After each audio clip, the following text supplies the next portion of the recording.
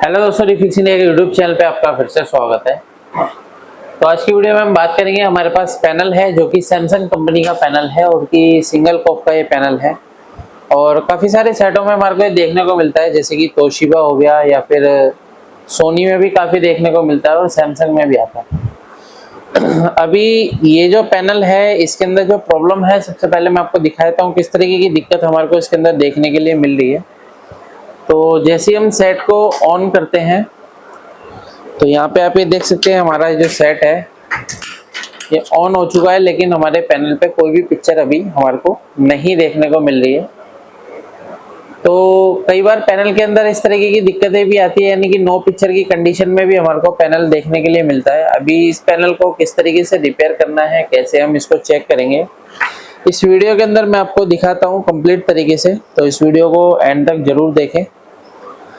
तो चलिए स्टार्ट करते हैं। सबसे पहले मल्टीमीटर को हम सेट कर लेते हैं डीसी वोल्ट की रेंज पे, और डीसी वोल्ट की रेंज पे सेट करने के बाद जैसे कि हम सभी पैनल को चेक करते हैं सबसे बेसिक से ही। तो यहाँ पे मैं लगा लेता हूँ ग्राउंड। तो यहाँ पे अगर हम वोल्टेज चेक करते हैं दोस्तों, अगर आप यहाँ पे देखेंगे तो हमारे को 12 वोल्ट की सप्लाई जो कि परफेक्ट तरीके से देखने के लिए मिल रही है, यानी 12 वोल्ट की सप्लाई बिल्कुल ओके है। और ये जो 12 वोल्ट की सप्लाई है इस फ्यूज से हमारी आउटपुट निकलेगी। और यहाँ पे अगर आप देखेंगे तो इसके अंदर एक डीसी टू डीसी आईसी यहाँ पे लगी हुई है, और ये जो डीसी टू डीसी आईसी है इसी आईसी के अंदर ही हमारी लेवल शिफ्टर आईसी कंबाइंड है। और अगर आप देखेंगे तो बोर्ड का अगर आप यहाँ पे देखेंगे पैनल का नंबर ये है, यहाँ पे ये पैनल का नंबर है। तो काफी सारे टेक्नीशियन को प्रॉब्लम आती है इस तरीके के पैनल को रिपेयर करने में। तो यहाँ पे अगर आप देखेंगे तो 12 वोल्ट की सप्लाई जैसे कि हमारी ओके है, तो 12 वोल्ट हमारा जाता है डीसी टू डीसी आईसी के अंदर। अब डीसी टू डीसी आईसी के अंदर जब हमारा 12 वोल्ट इनपुट होता है तो यहाँ पे आप ये देख सकते हैं 12 वोल्ट की सप्लाई हमारी डीसी टू डीसी आईसी में जा रही है। और यहाँ से हमारा जो वोल्टेज निकलेगा 3.3 वोल्ट की सप्लाई हमारे को यहाँ पे मिलनी चाहिए। यहाँ पे देख लेते हैं 3.3 वोल्ट की सप्लाई हमारे को नहीं मिल रही है। तो एक बार दोबारा से इसको ऑफ करके दोबारा से ऑन करते हैं और देखते हैं क्या कंडीशन है। तो सेट को मैंने दोबारा से ऑन किया है और यहाँ पे अगर हम वोल्टेज देखेंगे तो देखिए यहाँ पे अभी हमारा 3.3 वोल्ट बिल्कुल परफेक्ट बन रहा है। और ये जो 3.3 वोल्ट की सप्लाई है जाती है हमारी कोफ आईसी के अंदर, क्योंकि अगर आप इसके अंदर देखेंगे तो पूरी पीसीबी के अंदर आपको टीकॉन आईसी नहीं मिलेगी, क्योंकि टीकॉन आईसी जो है वो कोफ आईसी के अंदर कंबाइंड है। अभी क्या है कि कोफ आईसी के अंदर टीकॉन आईसी कंबाइंड है, तो इस कंडीशन में क्या होगा कि हमारा जो 3.3 वोल्ट की सप्लाई जो होगी वो डायरेक्ट कोफ आईसी के अंदर जाएगी। और कोफ आईसी से जब हमारा इनेबल वोल्टेज आएगा तो हमारा सबसे पहले एवीडीडी वोल्टेज बनेगा। यहाँ पे देख सकते हैं आप एवीडीडी का पॉइंट है। तो यहाँ पे अगर आप देखेंगे तो एवीडीडी के पॉइंट पे जो हमारे को वोल्टेज मिल रही है, तो यहाँ पे अगर आप देखेंगे तो वोल्टेज में हमारे को काफी वेरिएशन देखने को मिल रही है। क्योंकि होता क्या है कि जब कभी पैनल के अंदर शॉर्टिंग होती है तब इस तरीके की दिक्कत हमारे को देखने के लिए मिल सकती है। और ये जो 5 वोल्ट की सप्लाई यहाँ पे दिखा रहा है, यानी कि हमारी जो वोल्टेज 14, 15, 18 वोल्ट इस तरीके से एवीडीडी वोल्टेज होनी चाहिए, लेकिन अभी वोल्टेज में काफी वेरिएशन हमारे को देखने के लिए यहाँ पे मिल रहा है। तो देखिए दोस्तों, अगर यहाँ पे पैनल के अंदर अगर शॉर्टिंग है तो सबसे पहले हम शॉर्टिंग चेक करेंगे, क्योंकि अगर पैनल में कहीं ना कहीं शॉर्टिंग रहेगी तो फिर पैनल हमारा वोल्टेज को ड्रॉप करेगा या फिर इस तरीके से वेरिएशन दिखाएगा। तो यहाँ पे क्या है, पहले मैं सभी आईसी के आसपास में लगे सभी पीएफ को हम चेक करते हैं। तो अगर आप यहाँ पे देखेंगे तो ये हमारे पीएफ लगे हुए हैं। तो यहाँ पे सभी पीएफ जो है अभी ओके हमारे को दिखा रहे हैं, यानी कि यहाँ पे हमारे को कोई भी शॉर्टिंग अभी देखने के लिए नहीं मिल रही है। तो यहाँ पे देख लेते हैं पैनल के अंदर। देखिए कई बार इस तरह की कंडीशनें भी आपको देखने के लिए मिलती है, क्योंकि पैनल को रिपेयर करने के लिए होता क्या है कि हमारे को नॉलेज नहीं हो पाती है, जिसकी वजह से हम प्रॉपर तरीके से रिपेयर नहीं कर पाते हैं। तो अभी क्या है कि यहाँ पे अगर हम देखते हैं तो सभी पीएफ हमारे को ओके दिखा रहे हैं, यानी कि पीएफ के अंदर कहीं पे भी शॉर्टिंग हमारे को नज़र नहीं आ रही है। यहाँ पे देख लेते हैं, तो यहाँ पे भी कहीं पे भी शॉर्टिंग हमें नज़र नहीं आ रही है। तो अभी जितने भी हमारे पीएफ हैं बिल्कुल ओके कंडीशन में है, और फिर भी हमारे पैनल के अंदर इस तरह की दिक्कत है। तो यहाँ पे देखेंगे तो ये हमारा मॉसफेट लगा हुआ है, तो मॉसफेट भी हमारा ओके है, मॉसफेट के अंदर कोई दिक्कत नहीं है। तो मॉसफेट को अगर हम चेक करेंगे तो यहाँ पे अगर हम इसके सोर्स और ड्रेन पे लगा के चेक करते हैं तो एक साइड हमारे को वैल्यू दिखाता है और दूसरी साइड हमें कोई वैल्यू नहीं दिखाएगा, तो इसका मतलब मॉसफेट ओके है। तो अगर आप यहाँ पे देखेंगे तो मॉसफेट की जो वैल्यू है वो हमारे को बिल्कुल परफेक्ट मिल रही है। तो यहाँ पे क्या है कि मॉसफेट जो है हमारे को, एक बार मॉसफेट को निकाल कर चेक करते हैं, क्योंकि यहाँ पे थोड़ी सी हमारे को कम वैल्यू दिखाई दे रही है। मॉसफेट को एक बार मैं यहाँ पे निकाल लेता हूँ, निकालने के बाद देखता हूँ मॉसफेट की क्या कंडीशन है। तो अगर आप यहाँ पे देखेंगे, ये जो मॉसफेट होता है काफ़ी सारे सैमसंग के जो है बोर्ड में भी हमारे को देखने को मिलता है। तो इस मॉसफेट को हम निकाल के एक बार चेक करेंगे, क्योंकि जब भी किसी भी कंपोनेंट को अगर हम लगे लगे चेक करते हैं तो हमारे को ये चीज़ कंफर्मेशन नहीं हो पाती है कि प्रॉब्लम कंपोनेंट ख़राब होने से है या नहीं है। तो यहाँ पे अगर मैं इसको चेक करता हूँ तो देखिए यहाँ पे जो है ये मेरे को यहाँ पे जो है वैल्यू दिखाना चाहिए। एक मैंने सोर्स पे लगाया और एक ड्रेन पे लगाया। तो यहाँ पे अगर हम देखेंगे तो मॉसफेट का जो ये पॉइंट है ये हमारा ड्रेन पॉइंट है।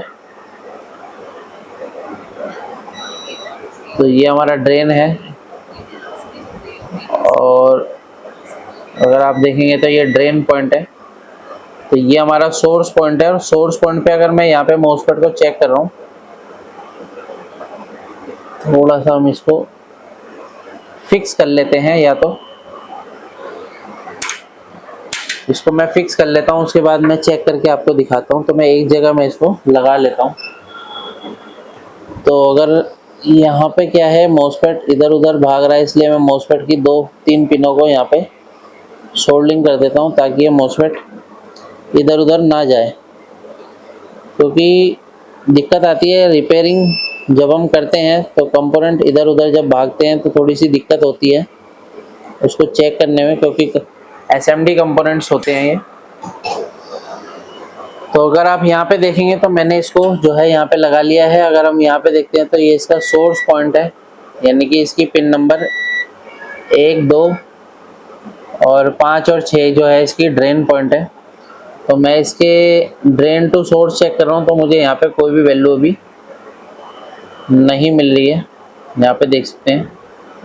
और चेंज करके अगर हम लगाते हैं तो बेसिकली ये जो मॉसफेट होता है ये हमारा पी चैनल मॉसफेट होता है। तो यहाँ पे भी हमारे को वैल्यू नहीं दे रहा है, यहाँ पे देख सकते हैं आप, कोई भी वैल्यू नहीं दे रहा है। तो ये मैंने एक ड्रेन पे लगाई है और एक सोर्स पे लगाई है। इसका जो राइट हैंड वाली पिन होती है वो सोर्स होती है। तो यहाँ पे आप ये देख सकते हैं अभी हमारे को ये कोई भी वैल्यू नहीं दिखा रहा है। तो जब तक यहाँ पे वैल्यू हमारा को नहीं दिखाएगा तो हमारा मॉसफेट क्या है, ख़राब कंडीशन कहला सकता है, ये ओपन कंडीशन भी हो सकती है। तो इसके लिए क्या है, हम कोई दूसरा मॉसफेट अगर हम निकाल के देखते हैं, तो यहाँ पे एक मॉसफेट और लगा हुआ है। तो मैं इसकी अगर मैं इसकी वो वैल्यू चेक करता हूँ, तो यहाँ पे आप ये देख सकते हैं, यहाँ पे वैल्यू दिखा रहा है। इसको हम एक बार निकाल के चेक कर लेते हैं। इसकी भी मैं दोनों पॉइंट को एक साइड से निकाल के चेक करता हूँ, ताकि आपको भी पता चले कि किस तरीके से हम कंपोनेंट को चेक कर सकते हैं। क्योंकि कंपोनेंट जो होते हैं देखिए अलग अलग टाइप के आपको देखने को मिलेंगे। तो अभी जो हमारे एसएमडी कंपोनेंट्स हैं, एसएमडी कंपोनेंट्स के अंदर अलग अलग तरीके की कंडीशनें हमारे को देखने को मिलती है। 3 पिन का मॉसफेट भी आता है, 6 पिन का मॉसफेट भी आता है। तो मेन है कि हमारे को उसको पहचानना है और उसको टेस्टिंग कैसे करनी है, वो चीज़ मेन रहती है। तो इसका मैं सोर्स पे लगाता हूँ रेड वायर, और मैंने ड्रेन पर लगाया। तो मेरे को ये देख सकते हैं कुछ ना कुछ वैल्यू हमारे को ये दिखाएगा। तो यहाँ पे हमारे को ये 400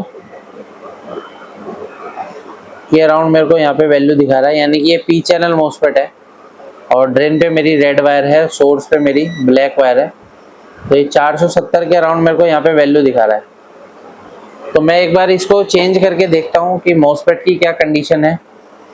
मॉसफेट को हम यहाँ पे रिप्लेस करके और एक बार पैनल को देखते हैं चला के। तो मैं इसको यहाँ से निकाल लेता हूँ। यहाँ पे मैंने इसको निकाल दिया है और इस मॉसफेट को हम यहाँ पे लगाएंगे।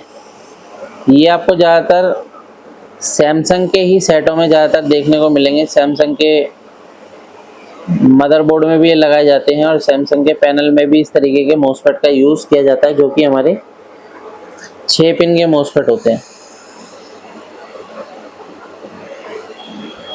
तो इसको मैं लगा दिया है और लगाने के बाद थोड़ा सा हम इसको सोल्डर कर लेते हैं ताकि प्रॉपर तरीके से हमारी सभी पिनें जो है अटैच हो जाएं। क्योंकि दोस्तों जब भी आप काम करते हैं और आपको कोई भी पिन अगर हमारी अटैच नहीं होगी तो हमारा कंपोनेंट जो है काम नहीं करेगा, जिसकी वजह से क्या होगा कि हमारे को प्रॉब्लम और देखनी पड़ेगी। तो यहाँ पे इस तरीके से हम इसको रीसोल्ड कर लेते हैं और रीसोल्ड करने के बाद अगर मैं इसको दोबारा से ऑन करके चेक करता हूँ और देखते हैं क्या कंडीशन हमारे पैनल की बनती है। सेट को मैं ऑन कर लेता हूँ, मल्टीमीटर को फिर से DC वोल्ट की रेंज पे लगा लेता हूँ। तो यहाँ पे अगर मैं वोल्टेज चेक करता हूँ तो वोल्टेज देखते हैं AVDD हमारा बनता है या नहीं बनता है। तो अगर आप देखेंगे तो अभी भी हमारा जो पैनल है वो सेम कंडीशन में है, यानी कि मॉसफेट को चेंज करने के बाद भी हमारा जो पैनल है सेम कंडीशन में है, यानी कि वोल्टेज हमारी फ्लक्चुएट कर रहा है। तो अब ये हो सकता है कि शॉर्टिंग हमारे पैनल में नहीं है, मॉसफेट हमने यहाँ पे से चेंज कर दिया है और फिर भी अगर कंडीशन सेम है तो एक बार हम DC टू DCIC चेंज करेंगे। क्योंकि ये भी हमारी जो PCB है, यानी कि ये जो टीकॉन है, ये टीकॉन भी हमारा सेम पैनल का है। किसी पैनल के अंदर यहाँ पे टीकॉन वाली PCB लग के आती है, किसी में डायरेक्ट लग के आती है। तो अभी मैं क्या है इसकी टीकॉन की IC निकाल के लगाऊंगा और देखते हैं क्या कंडीशन बनती है। तो इसको मैं यहाँ से रिमूव कर लेता हूँ IC को।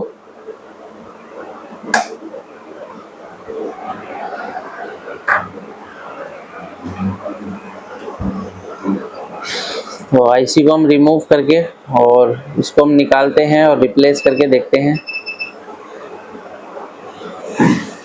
तो दोस्तों जब भी आपके पास इस तरीके के पैनल आते हैं रिपेयर होने के लिए तो IC ये मार्केट में नहीं मिलती है, ये चीज़ ध्यान देना। हमारे को क्या है इसको निकाल के ही लगाना पड़ता है। तो ये मैंने यहाँ से निकाल लिया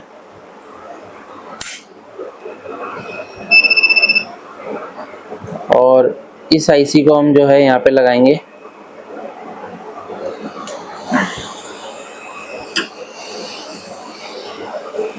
तो IC को निकाल के लगाने के लिए थोड़ा सा पेशेंस की ज़रूरत होती है, प्लस हमारे जो टूल्स हैं वो अच्छे होने चाहिए। और IC के बीच में क्या होता है, पैड होता है, थर्मल पैड, जिसकी वजह से क्या होता है ये हमारी काफ़ी हार्ड सोल्ड हुई भी होती है।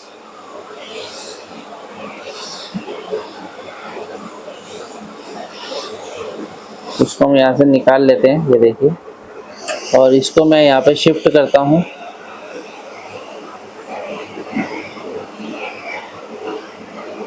तो इस पे हमारे को थोड़ा सा बारीकी से काम करना पड़ेगा। हमारी IC जो है बिल्कुल परफेक्ट तरीके से अभी बैठी है। तो इसके अंदर थोड़ी सी हमारे को अलाइनमेंट की ज़रूरत है। तो जब भी हम अलाइनमेंट करते हैं तो पेस्ट हमारे को लगाना पड़ता है, क्योंकि हीटिंग की वजह से कई बार PCB भी हमारी ख़राब हो सकती है। इसलिए हमारे को थोड़ा सा, अगर आपको अलाइनमेंट करनी है तो पेस्ट लगा के अलाइनमेंट करें।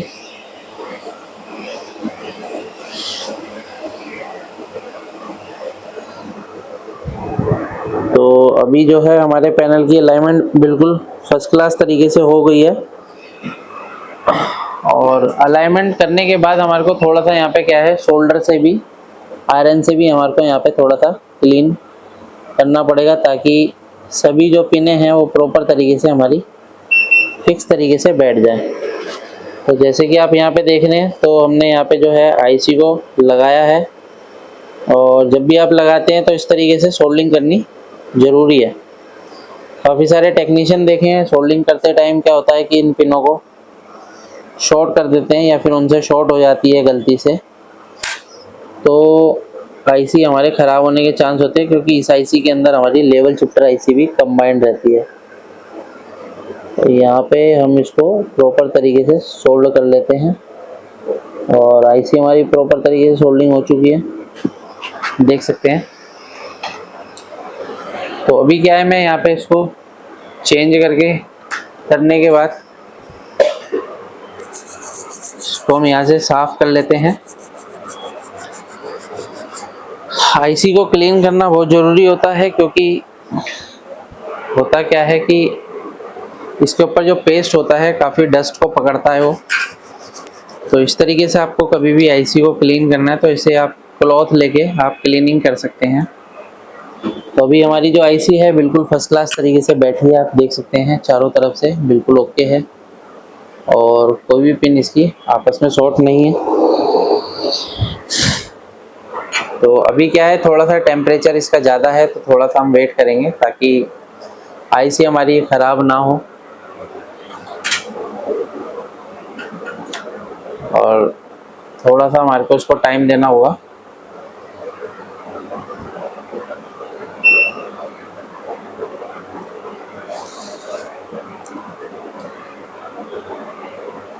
तो अभी हम सप्लाई दे के चेक करते हैं सेट को ऑन करके और देखते हैं कि क्या कंडीशन बनती है। तो अभी आप यहाँ पे देखेंगे तो हमारा जो वोल्टेज है 15 वोल्ट हमारा यहाँ पे परफेक्ट बन गया है। लेकिन 15 वोल्ट यहाँ पे बनने के बाद दोस्तों, अगर आप यहाँ पे पैनल पे अगर हमारी पिक्चर देखेंगे तो पिक्चर के अंदर कुछ हमारे को प्रॉब्लम अभी नज़र आ रही है, जो कि पैनल अभी हमारा ब्लिंकिंग में है, यानी कि हल्का सा ये ब्लिंक कर रहा है। और ये जो ब्लिंक कर रहा है, अगर इस तरीके की दिक्कत है तो उसको भी देखते हैं, क्योंकि इसको भी हमारे को ठीक करना पड़ेगा। तो यहाँ पे अगर हम और वोल्टेज देखते हैं तो हमारे वोल्टेज देखते हैं तो AVDD वोल्टेज हमारा ओके बन गया है। VGH वोल्टेज अगर हम देखेंगे 27 वोल्ट ओके है। VGL वोल्टेज भी हमारा ओके है। तो ऑलमोस्ट हमारी सभी वोल्टेज ओके हैं। लेकिन क्या है कि अभी हमारा पैनल ब्लिंकिंग मोड में है, तो इसके अंदर एक चीज़ और देखनी पड़ेगी हमारे को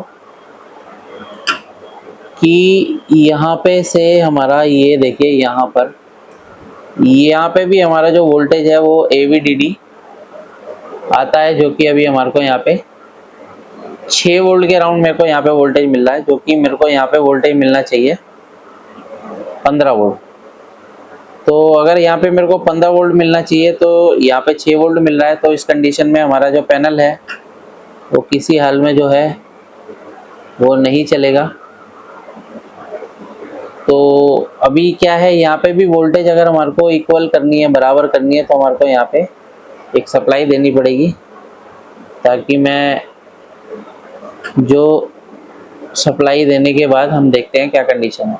तो एक बार हमारे को यहाँ पे भी थोड़ा सा काम करना पड़ेगा। तो काम करने के लिए अभी मैं सेट को करता हूँ ऑफ, और ऑफ करने के बाद यहाँ पे मेरे को एक सप्लाई और देनी पड़ेगी। तो सप्लाई देने के लिए मैं एक वायर ले लेता हूँ और वायर लेके इसकी हम कटिंग कर लेते हैं।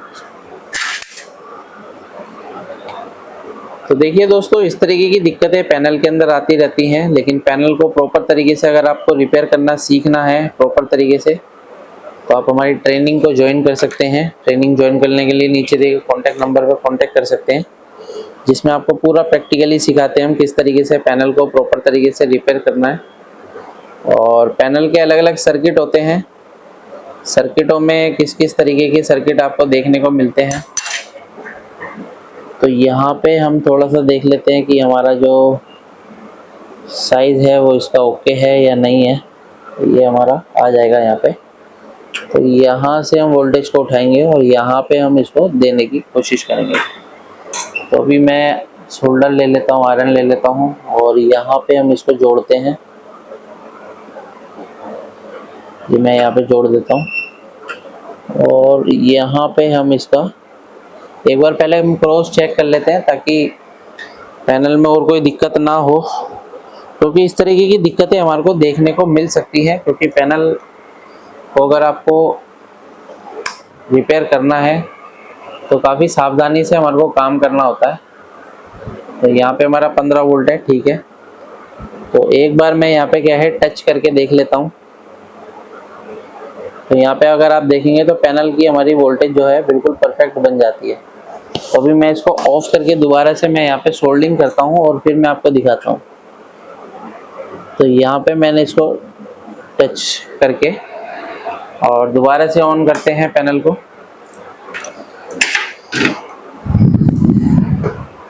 तो अभी आप देख सकते हैं पैनल की क्या कंडीशन है। पैनल हमारा बिल्कुल फर्स्ट क्लास तरीके से स्टार्ट हो चुका है। तो पैनल के अंदर जो दोस्तों प्रॉब्लम थी, यानी कि डीसी टू डीसीआईसी हमारी शॉर्ट हो चुकी थी, और डीसी टू डीसीआईसी शॉर्ट होने के बाद ये मॉसफेट भी हमारा ओपन था। और इस तरीके से हम किसी भी पैनल को जो है आसान तरीके से रिपेयर कर सकते हैं। अगर आपको वीडियो पसंद आए तो वीडियो को लाइक करें, शेयर करें, कमेंट करें। Thank you friends.